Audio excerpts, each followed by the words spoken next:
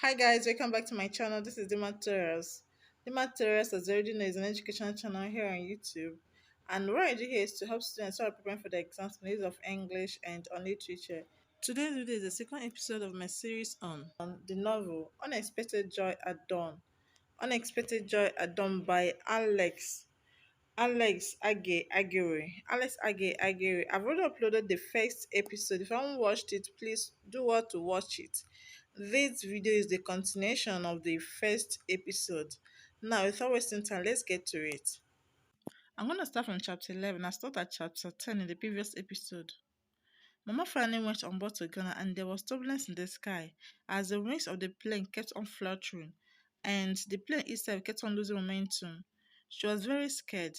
There's this man that was sitting close to her that looked unperturbed and they began to talk to each other. The man told him that what she's experiencing is a regular occurrence and he convinced the man to buy a piece of jewelry from him, which he claims to be gold, and that he bought it at the price of 2,500 naira and was willing to sell to Momorojo at 2,000 naira. When they alighted, the man showed Momorojo where to change her naira to cedis. Momorojo welcomes herself home, but wondered if Ghana was really her home. Chapter 12. In the bank, a few people were standing behind the counter as the number of people that call at the bank has reduced. Some requesting that be allowed to close their bank accounts. The manager approves 10 loan applications while rejecting 10 loan applications. Linda hands over what she has typed to Nee, including a green folder which she said the manager would need. She reminds Nee of his invitation to her house. Nee agrees to oblige her invitation that day at 5:30 p.m. Two customers were in front of the counter. One is a church treasurer and the other person is a millionaire whose office is in the fifth floor of the same building where the bank is. The millionaire businessman came to make a withdrawal from his bank account but was not allowed to make the withdrawal because the revolutionary government had ordered that anybody who has more than 50,000 cedis in his account should not be allowed to make withdrawals except the person gets a clearance from the Attorney General's office after proving the money was made legitimately. He felt frustrated. He had up to a million cedis in his account but could not make a withdrawal. Nee made to go to the manager's office to talk about the anti project but was intercepted with a note that read that the assessment of the project has been stalled by the manager.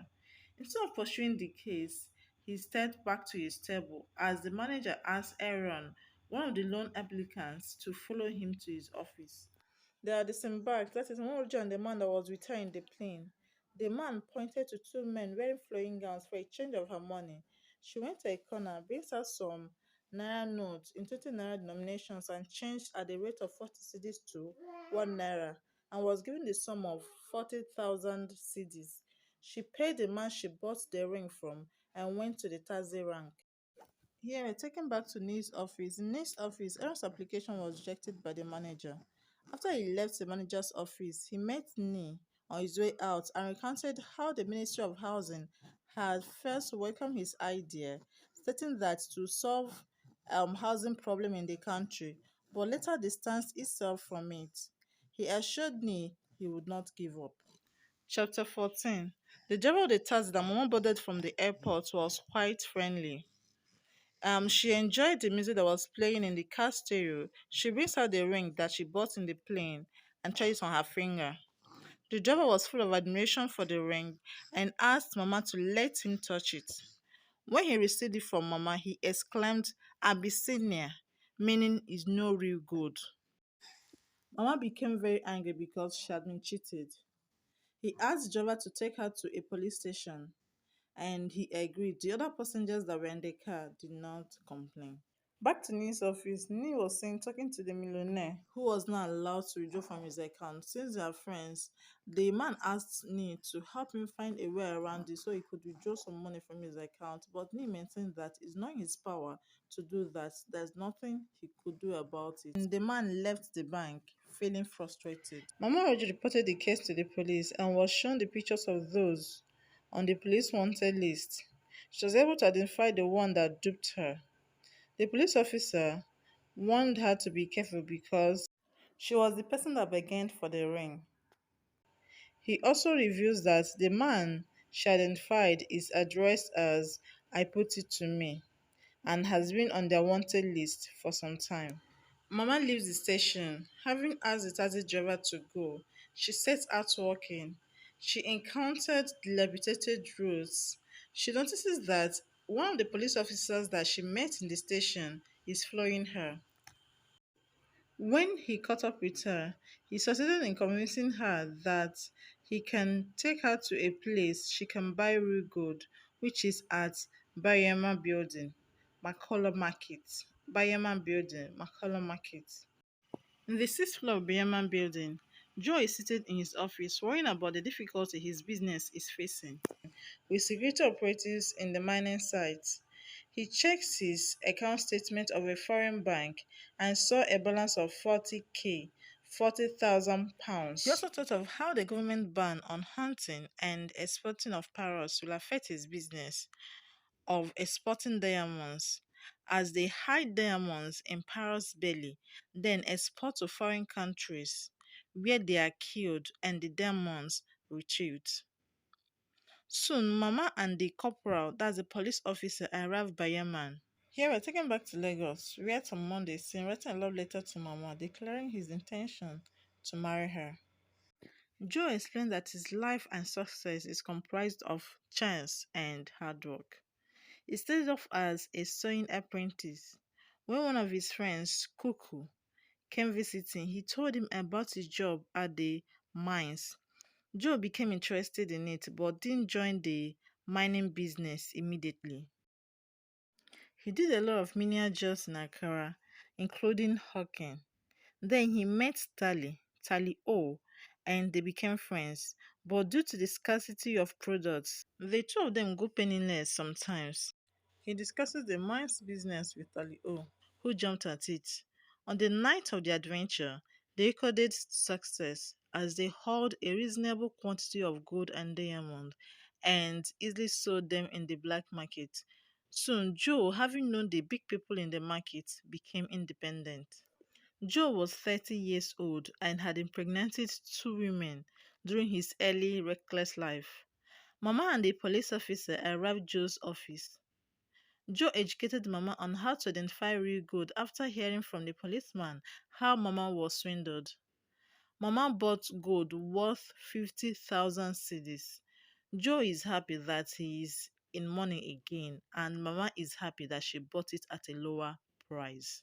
Naido, Joe's friend, comes and tells Joe about the government's plan and the Canada team that is to mine their gold, which enabled Joe to do a legitimate gold business. This made Joe very excited, and he was also careful not to divulge the secret. Joe takes them to a restaurant in the same building, which has a large number of customers. There he met an old friend who told him that the police came looking for "I put it to me" in his house. He also told him that he paid the sum of 5 million cedis to the government on tax that they claimed he owed, which didn't know how they arrived at it. Throughout their stay in the restaurant, Mama clung to her Bible, where she stored money and the gold she purchased. Now it's time to go. They couldn't see a taxi. The police officer suggested they used caravan. They walked until they met another of Joe's friends, who complained of spending over 5 hours to get through. He offered to take them to the airport. Chapter 17. Neil looks at the time. His leave begins today, and the relieving officer is already present. It is time for him to close. After exchanging pleasantries with the relieving officer and the manager, he leaves for the school where he does part-time teaching. He arrives at the school late, and the students of 5B that he was supposed to teach were already streaming out of the class. One of them told him that they waited for a long time and he urged them to return to class, but they refused.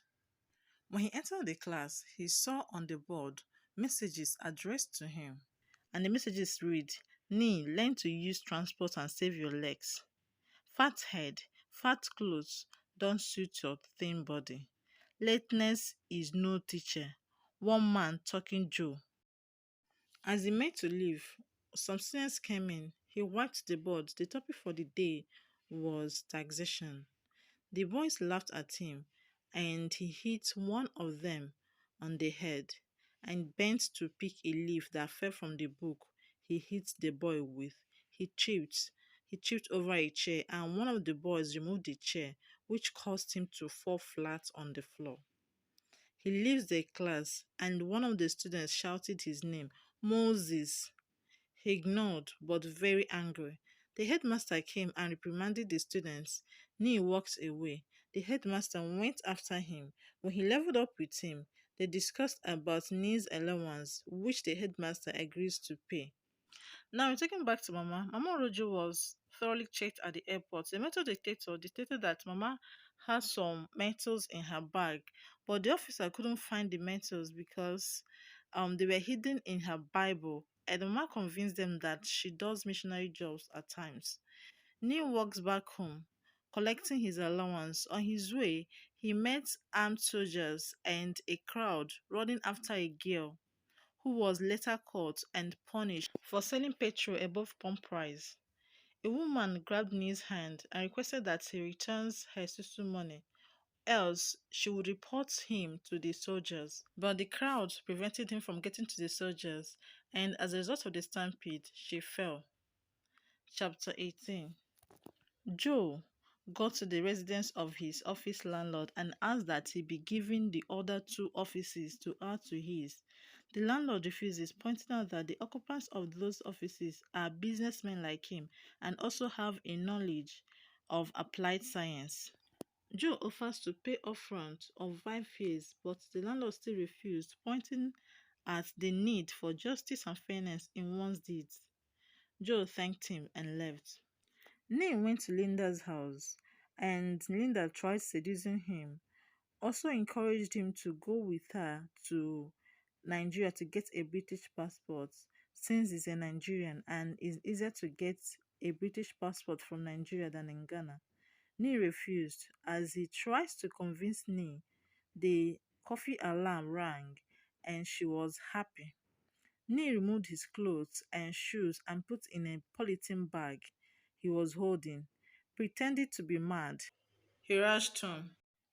Getting home, he met a police officer and a man arguing in his house.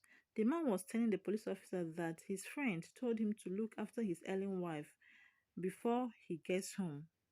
When the police officer saw how sick Massa was, he left. The man thanked Nee and introduced himself as I put it to me as he left. Nee packed the things they will need for tomorrow's journey to the faith healer. Alright guys, this is how we ended today's video. I'll be uploading the next episode very soon. Please, if you want to subscribe to the channel, click on the subscribe button, click on the notification bell so that once I upload a video on this channel, you'll be able to see it. Click on the like button and also share the video to your friends. Thank you very much for watching and see you soon.